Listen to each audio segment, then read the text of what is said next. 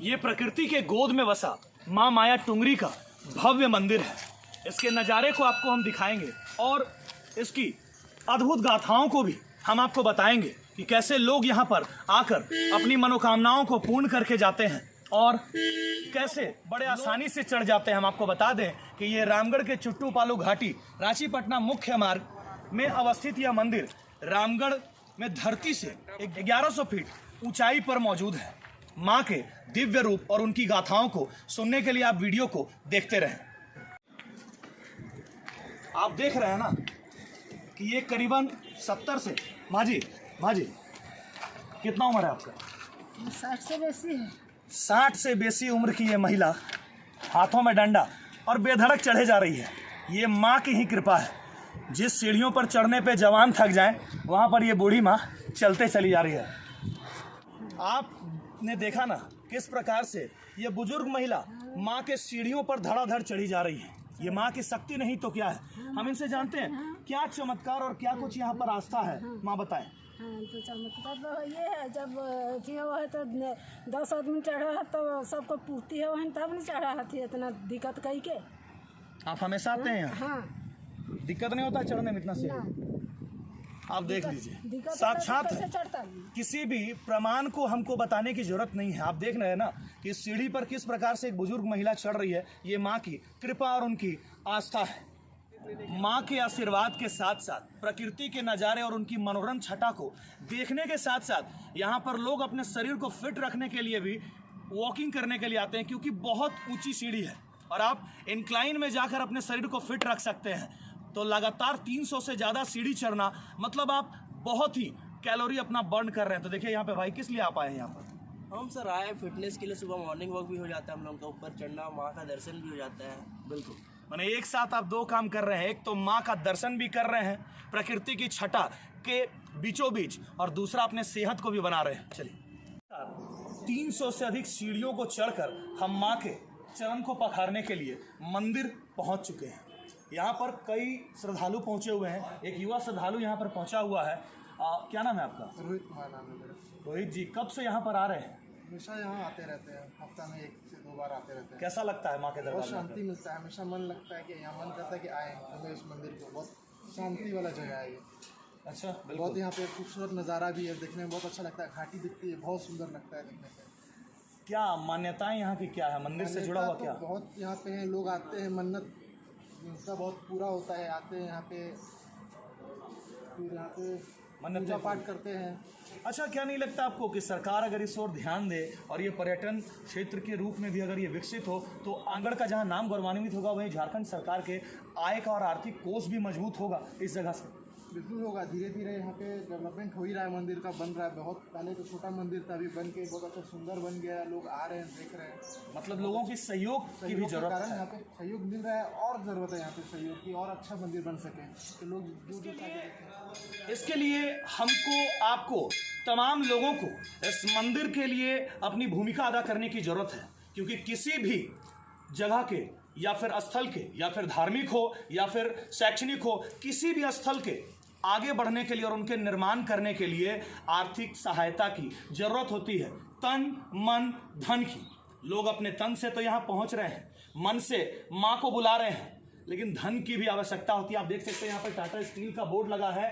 Tata steel India की top leading company है जो यहाँ पर अपने CSR फंड के तहत यहाँ पर विकास के कार्यों में अपनी भूमिका अदा करती है। और कई स्थानीय लोग भी यहाँ पर हैं। हम सबका नाम तो आपको बारी बारी नहीं गिना पाएंगे, लेकिन कई ऐसे धर्म प्रेमी लोग हैं, श्रद्धालु लोग हैं, जिनकी आस्था और उनकी अटूट भक्ति के कारण ये मंदिर धीरे धीरे पहाड़ में मंदिर है। ये आप देख सकते हैं कि पहाड़ में है, जंगलों के बीच है, लेकिन इस मंदिर का कायाकल्प हो रहा है। माँ करवा रही है, लेकिन माँ के बेटे जब सहयोग करेंगे तब ही इसका जीर्णोद्धार हो पाएगा। अब हम मंदिर के अंदर प्रवेश कर चुके हैं और प्रवेश करते के साथ ही आप देख सकते हैं कि यहाँ पर एक वृक्ष है जिसके अंदर ये चुनरियां लपेटी गई हुई है। इसकी मान्यताएं हैं कि ये मन्नत वृक्ष है और इस मन्नत वृक्ष में जो भी अपनी मनोकामनाओं को लेकर आते हैं, अपने व्यवधान को लेकर आते हैं, दुखी व्यक्ति आते हैं और किसी मांग को लेकर माँ के दरबार में आते हैं, अगर इस मन्नत वृक्ष में एक चुनरी इस तरह से आप लपेट कर जाते हैं तो आपकी मनोकामनाओं को माँ जल्द ही पूर्ण करती है। मंदिर के अंदर प्रवेश कर चुके हैं। माँ का ये गर्भगृह है और आप देख सकते हैं कि यहाँ पर एक दान पेटी भी लगाया गया है सहयोग के लिए। आप इसमें अपनी इच्छा ही हिसाब से सहयोग करें ताकि इस मंदिर का भी कायाकल्प हो सके और इससे जुड़े लोगों को भी इस मंदिर को विकसित करने का मौका मिल सके। आप दिखाएं माँ के भव्य स्वरूप को, विराट स्वरूप को, जो माँ माया टुंगरी के नाम से जानी जाती हैं और इनका काफी लंबा 250 से 300 साल से भी पुराना इतिहास है। और आपको जैसा हमने बताया कि 1100 फीट ये धरती से ऊपर है, पहाड़ों के बीच बसी माता 300 से ऊपर सीढ़ियों को चढ़कर यहां पर आना पड़ता है अपनी मनोकामनाओं को पूर्ण करने के लिए। हमारे साथ पुजारी यहां पर मौजूद हैं दिनेश पाठक जी।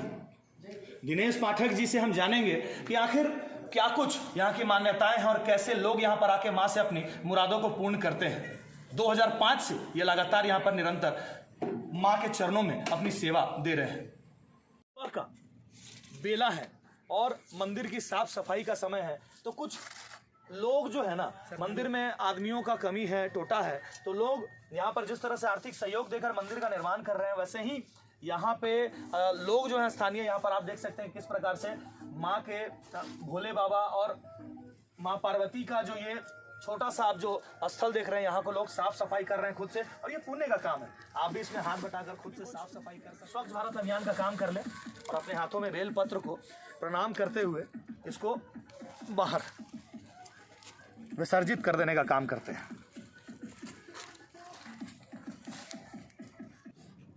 देखिए हमारे साथ एक श्रद्धालु मौजूद हैं, ये स्थानीय हैं। क्या कुछ इस मंदिर से जुड़ी हुई मान्यताएं? इंटर में पढ़ रहे थे, या तो मेरा उम्र 16-17 साल था, तब से हम यहाँ पे भोले बाबा का और माता रानी का दर्शन करने आते हैं। यहाँ मैं मतलब सावन के महीने में आता हूँ तो 1 या 2 बार दर्शन मेरे को मिलता है। यहाँ पे बहुत अच्छे तरह से नाग देवता यहाँ विराजित रहते हैं। हम अपने सच्चे आत्मा, अपने मन विश्वास से उनकी आराधना करते हैं और वो हमें अपना दर्शन देते हैं।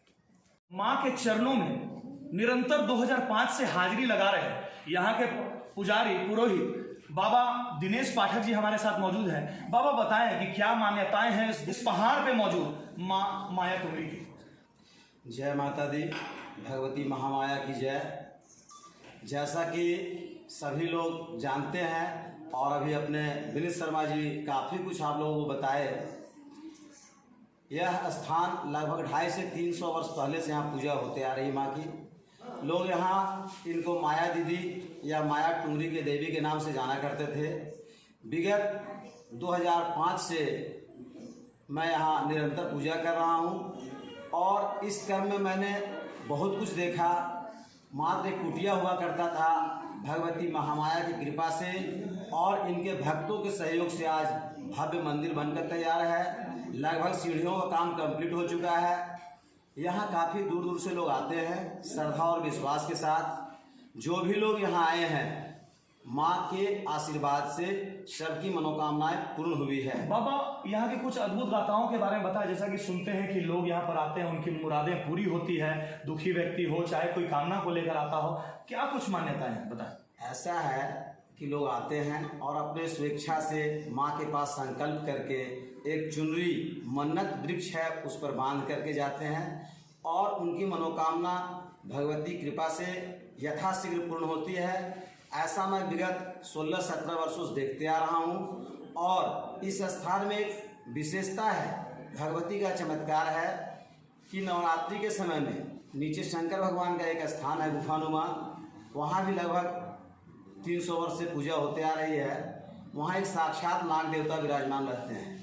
नवरात्रि के क्रम में किसी भी एक दिन 2 दिन यहाँ आकर के माँ के आंचल के पास नाग देवता विराजमान रहते हैं। इस वर्ष के नवरात्रि में प्रतिपदा से पंचमी तक नाग देवता यहीं पर निवास किए, उसके बाद अपने स्थान को वापस चले गए। आम श्रद्धालुओं को वो दर्शन देते हैं? जी, आम श्रद्धालुओं को दर्शन देते हैं, अपने स्थान में बाहर बराबर रहते हैं। विशेषकर श्रावण मास में, पूरे श्रावण मास वह आम श्रद्धालु को दर्शन देते हैं। नवरात्रि के क्रम में लगभग कई 1000 लोग उनका दर्शन किए हैं और प्रसन्नता यह हो रही है कि जब हम लोगों के सहयोग से, संस्था के सहयोग से आम लोगों के सहयोग से यह मंदिर इतना विकसित हो चुका है। विगत कुछ दिन पूर्व में अखबारों के माध्यम से यह जानकारी हुई कि पर्यटन विभाग इसे अब पर्यटन क्षेत्र घोषित कर चुका है। मैं झारखंड सरकार से मांग करना चाहता हूं कि पर्यटन विभाग के द्वारा इस स्थल को और विकसित किया जाए, जिससे कि इस क्षेत्र के लोगों को रोजगार का सृजन हो सके, लोग ज़्यादा से ज़्यादा यहाँ जुड़े। धन्यवाद। माँ की गाथाओं को और उनकी लीलाओं को बताने के लिए हमारे साथ रामगढ़ के एक दंपत्ति मौजूद हैं, अग्रवाल दंपत्ति। ये खुद आपको बताएंगे कि इनके साथ इनकी लीला का क्या चमत्कार हुआ, कैसे इनके जीवन में ये प्रत्यक्ष प्रमाण करेंगे आपको उस लीला के बारे में। जी आप बताएं। हम लोग काफ़ी दिन से अपना मकान बनाने के लिए प्रयत्नरत थे, नहीं बन पा रहा था। सारा चीज़ होने के बावजूद भी नहीं बन पा रहा था। हम लोग खा के फिर यहाँ पर आए, माँ के सामने, माँ का आशीर्वाद लिए और यहाँ से घर जाना, और मेरा सब काम अपने आप जैसे होता है ना, अपने फ्लो होके मेरा मकान बनकर तैयार हो गया। ठीक उसी तरह मेरी बहन वो भी परेशान थी, उसका भी घर नहीं हो रहा था। तो हमें ये बात बताएं कि माया देवी हम लोग को घर दी है, तुम भी एक बार वहाँ पे चलो और बोल कर आओ। वो भी यहाँ से बोल कर गई, 1 महीना के अंदर उसका भी घर हो गया। आपने सुना ना? हाँ। माँ की चमत्कारों को, माँ की लीलाओं को, तो आपको तनिक मेहनत करना है, यहाँ सीढ़ियों पर चढ़ना है, अपने मन से आना है और माँ से मुरादें मांगनी है और थोड़ा सा सहयोग भी करना। ये मेरा अपील है कि आप सहयोग करें। जिस प्रकार से यहाँ की मंदिर समिति जो है अपने सहयोग से मंदिर को इस मूर्त रूप में ला चुकी है, आप भी सहयोग करेंगे तो और भी विकसित होगा। और झारखंड सरकार से खासा अपील है कि जिन्होंने इस जगह को पर्यटन क्षेत्र के रूप में घोषित कर दिया है, जल्द ही निर्माण कार्य प्रारंभ करें, ताकि रामगढ़ का नाम के साथ साथ पूरे राज्य का नाम गौरवान्वित हो और लोगों को रोजगार का सृजन भी हो और वहीं आर्थिक कोष भी राज्य सरकार की मजबूत हो। न्यूजीलैंड चैनल को YouTube में सब्सक्राइब करें और खबरें सबसे पहले देखने के लिए बेल बटन जरूर दबाएं।